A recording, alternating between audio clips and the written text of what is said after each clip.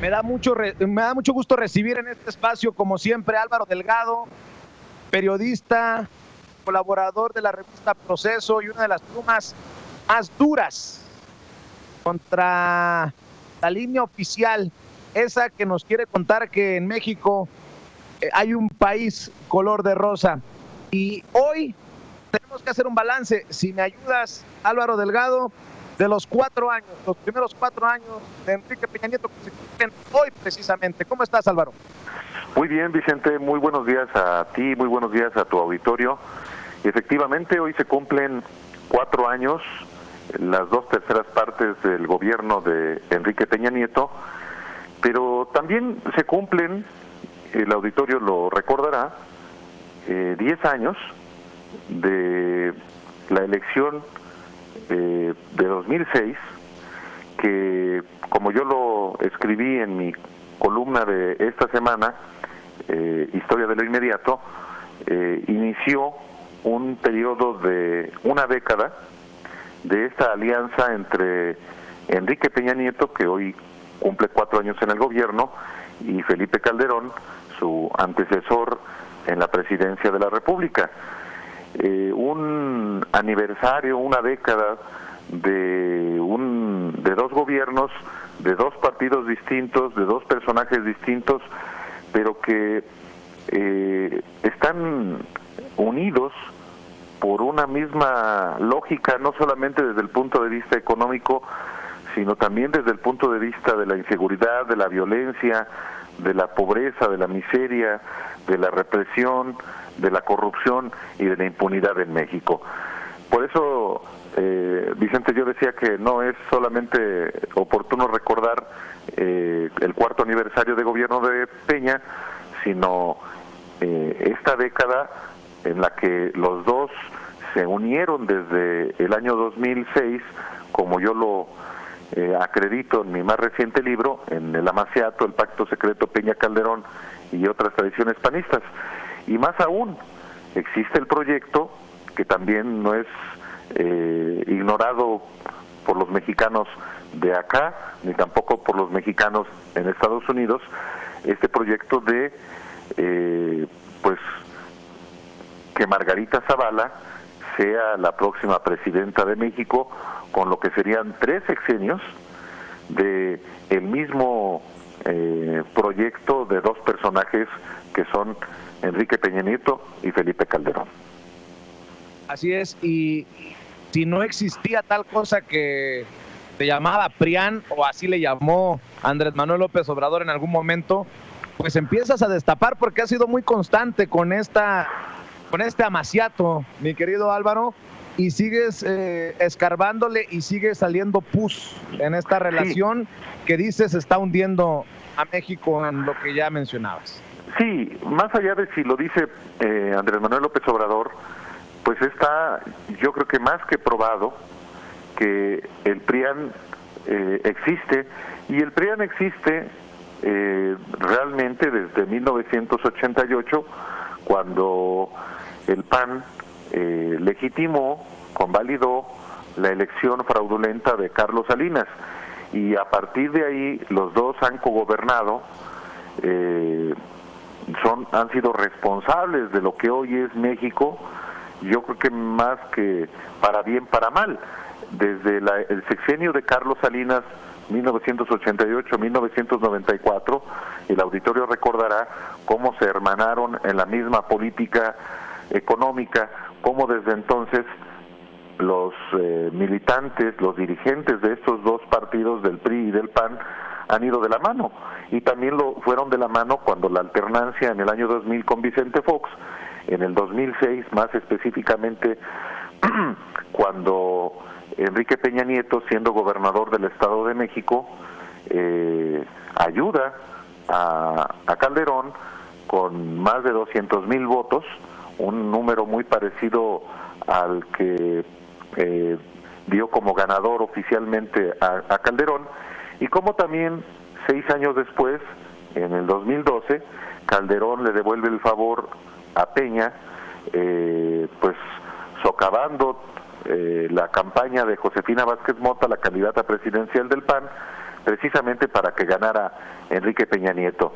Y los 4 años de Enrique Peña Nieto han sido eso, muy parecidos a los de Felipe Calderón, en términos de la misma estrategia económica, en términos de la misma estrategia política, en términos también de la impunidad al sexenio que le precedió y a los servidores públicos que en muchos casos se probó incurrieron en actos de corrupción o de abuso de poder. Y bueno, hoy, aunque el presidente Enrique Peña Nieto ante los miembros de su partido el domingo diga que no es cierto que hay un pacto hacia el futuro, pues hay muchísimas evidencias que abonan en este sentido. Leo uno de los párrafos de lo que publicas en Proceso esta semana, Álvaro. Sí. ¿Qué obra de Calderón y Peña? ¿Qué obra de Calderón y Peña en una década que busca con Margarita convertirse en 3 sexenios? A la macabra contabilización de muertes violentas en sus gobiernos, 120.163 del primero y 62.926 en los 3 primeros años del segundo, el mísero crecimiento en cada uno de los 10 años, 2% anual en promedio, y la fabricación de millones de pobres, desempleados y subempleados. Ambos se hermanan también en la impunidad y la represión. Muchos dirán que es una exageración lo que escribes, Álvaro. No, todo está perfectamente documentado. Te tacharán de todo lo que ya nos han tachado por hablar de estas cosas que no hablan esos periodistas que siguen la línea oficial, pero no se puede tapar el sol con el dedo.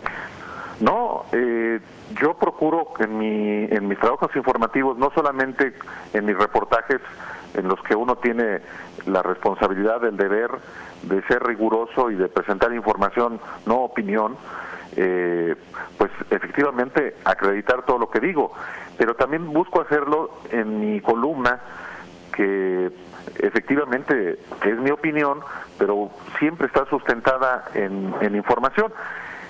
Pues es información pública, conocida, pero que muchas veces se oculta. Es oficial, por ejemplo, en el caso de las muertes violentas u homicidios dolosos, que en los 6 años de Felipe Calderón fueron asesinadas o murieron por la violencia 121.163 personas, y esta información es del INEGI, es decir, información que recoge esta institución de las procuradurías de los estados. Y también el propio INEGI ha acreditado que en los 3 primeros años, faltan los de este año, de Peña Nieto, se han acumulado 62.926 muertes violentas.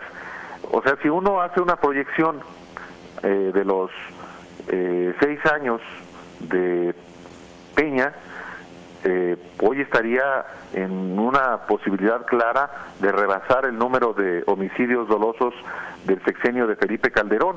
De hecho, que la boca se nos haga chicharrón, mi querido Álvaro. Es que eso es lo que esa es la proyección. Hoy, este mismo año, el propio está haciendo lo que pasa en México, lo sabe, ha sido el más violento, y de hecho los meses más recientes han sido los más violentos en el sexenio de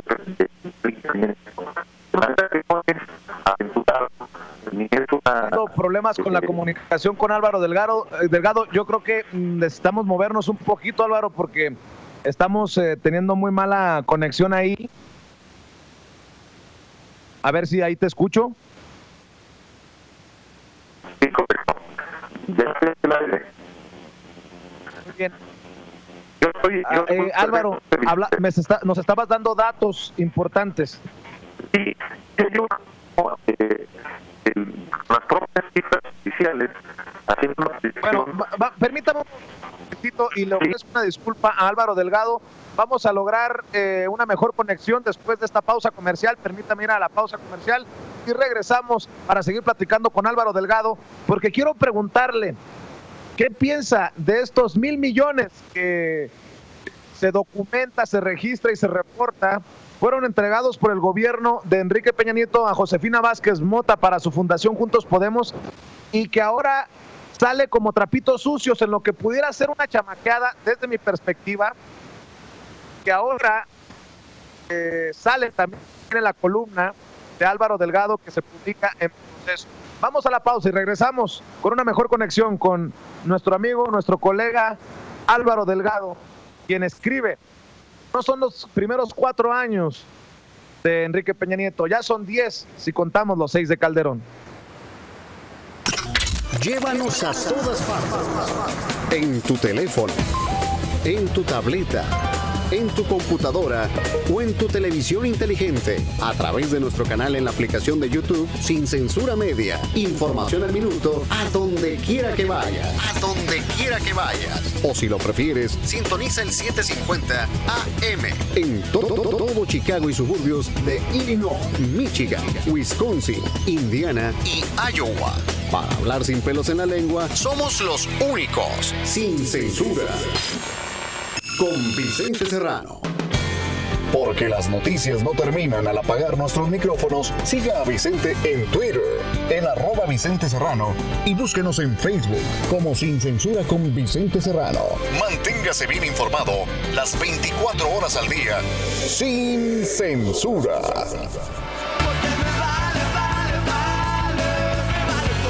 A nosotros no nos vale tu opinión.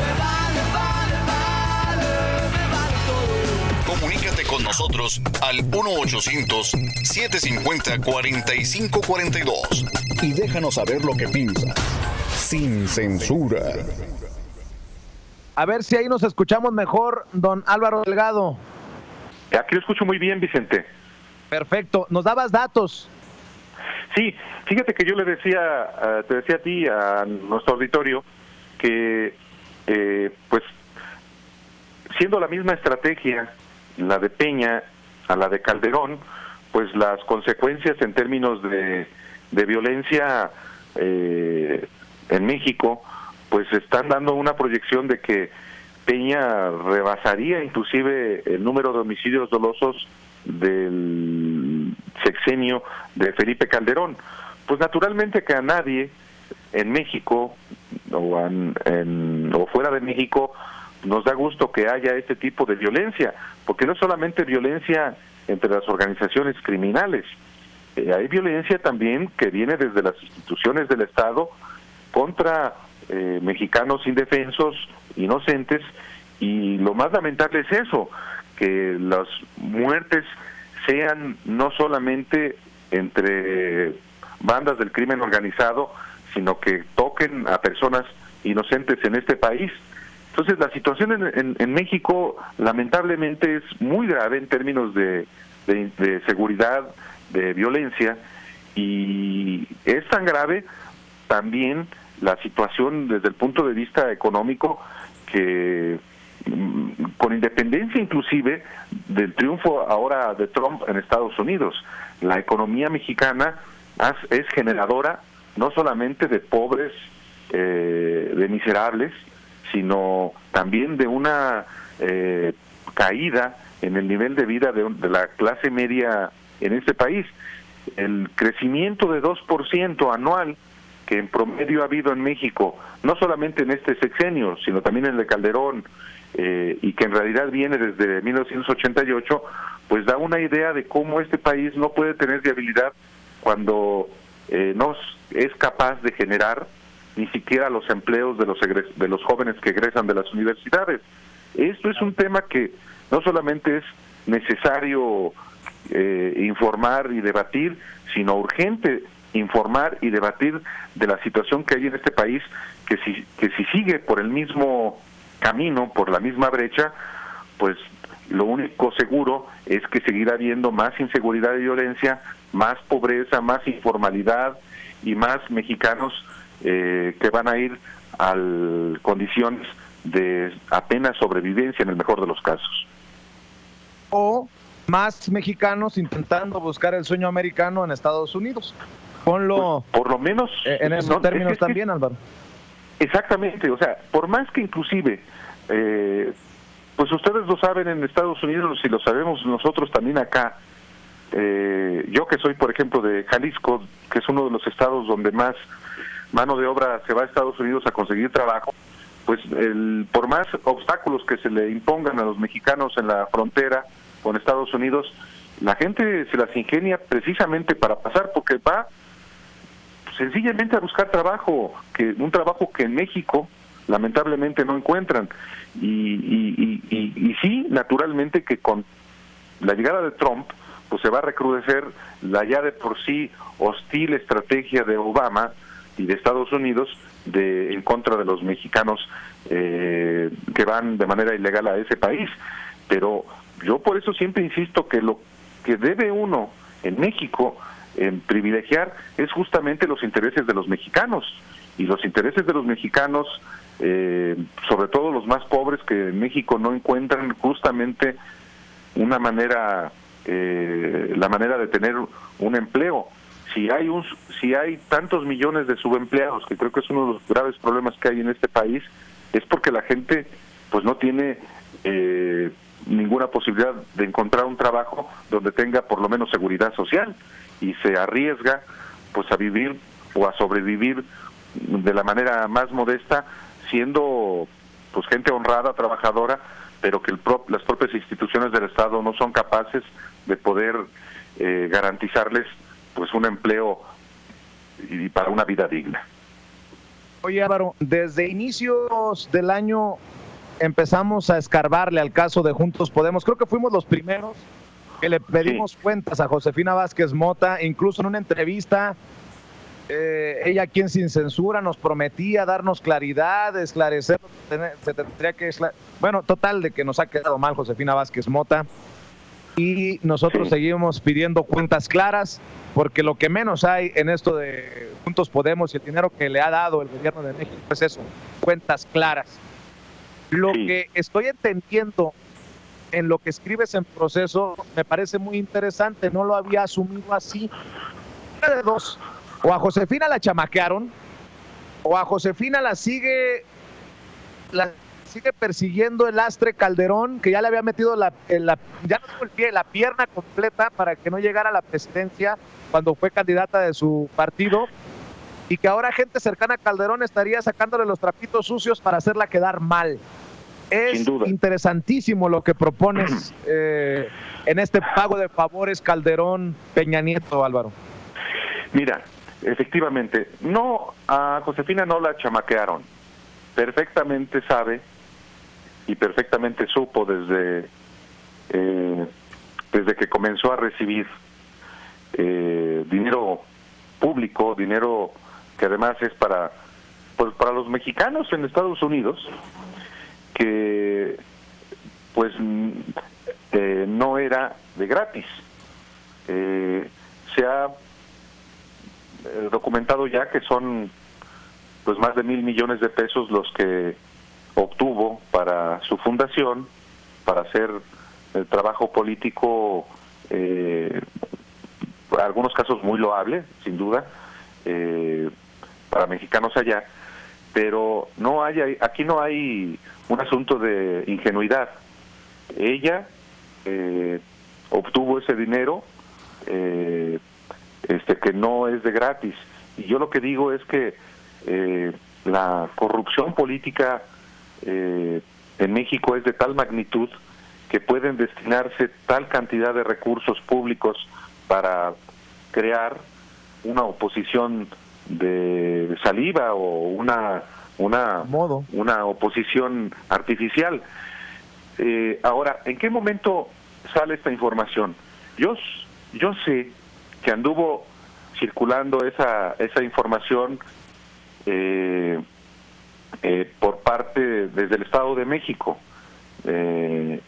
con el propósito obvio de obstaculizar a la candidatura de Josefina Vázquez Mota, que efectivamente el darse a conocer justamente todos estos recursos que ha obtenido del gobierno de Enrique Peña Nieto, sí la coloca en una posición de que no será candidata. Eso es lo que creo que va a ocurrir. Es un uso faccioso político de esa información, pero así como ella obtuvo más de 1,000 millones de pesos de dinero público para su fundación. También es importante no perder de vista que no es ella solamente la responsable. El responsable fundamental es también el gobierno de Enrique Peña Nieto, porque a título de qué entregó esa cantidad de dinero y por qué ha permitido que no compruebe adecuadamente Josefina Vázquez Mota parte de esos recursos. Uno esperaría que sería el propio presidente el que firmemente pidiera cuentas claras, ¿no? Bueno, en efecto, él es el responsable principal, porque de él, yo no tengo duda de que fue Enrique Peña Nieto el que le ordenó al entonces canciller José Antonio Meade transferirle tal cantidad de recursos. El responsable de darle los recursos es el actual secretario de Hacienda, José Antonio Meade, que en su momento era el secretario de las Relaciones Exteriores. Pero esta decisión no es solamente de Meade, que tiene una responsabilidad política y administrativa, pero el responsable fundamental es Enrique Peña Nieto. O sea, yo entiendo la lógica política de golpear a Josefina Vázquez Mota por parte de Mexicanos contra la Corrupción y la Impunidad, que encabeza este magnate Claudio X González, que es muy amigo de Margarita Zavala. Y la lógica es pues que buscan no solamente golpear a Josefina Vázquez Mota, sino a Ricardo Anaya, el presidente del PAN, que se le atravesó a Margarita y a Calderón en el proyecto de la candidatura presidencial de esta. Entonces, están golpeando a Josefina para golpear a Anaya, y en este asunto queda el gobierno de Peña como el gran inocente que entregó recursos y como si no tuviera ninguna responsabilidad, y yo creo que la responsabilidad fundamental es de Enrique Peña Nieto por destinar recursos que estaban destinados a un organismo del gobierno de la República para atender a los mexicanos, y se los transfiere a una fundación privada, pero que además esa fundación privada no rinde las cuentas que corresponden. Ese creo que es el fondo del asunto. Y yo creo, Vicente, que como tú lo has hecho, en México también debe haber una exigencia a Josefina Vázquez Mota que rinda cuentas, pero también una exigencia al gobierno de la República, al gobierno de Enrique Peña Nieto, para que explique, en primer lugar, por qué dinero público para mexicanos en el extranjero se lo tiene que dar a una fundación privada, y en segundo lugar, por qué ha permitido que no se rindan cuentas sobre eso, por lo menos parte de esos millones de pesos de dinero público. Ese me parece que debe ser también parte del escrutinio al que debe someterse al gobierno de Peña y a Josefina Vázquez Mota. Yo les pido que lean la columna de don Álvaro Delgado en esta edición de la revista Proceso. La pueden encontrar también, la liga, en nuestra página oficial en Facebook, en Sin Censura con Vicente Serrano. Cada vez que entrevistamos a Álvaro, intentamos ponerle el trabajo de Álvaro para que ustedes lo lean y entenderán lo que voy a decir. Así como nos pinta el panorama Álvaro Delgado, en estos próximos 2 años que nos restan con Enrique Peña Nieto, cosas peores veremos, diría la raza de abajo, la raza de a pie. Mi querido Álvaro Delgado, como siempre, es un deleite saludar, platicar y conversar sobre estos temas contigo, y estamos al pendiente. Muchísimas gracias a ti, Vicente, muchas gracias al auditorio, y yo estoy a sus órdenes. Uno no quisiera dar ese tipo de informaciones, pero ese es el deber de los periodistas, dar información, no propaganda como muchos lo hacen. Estoy a tus órdenes. Álvaro, un buen día. Sí.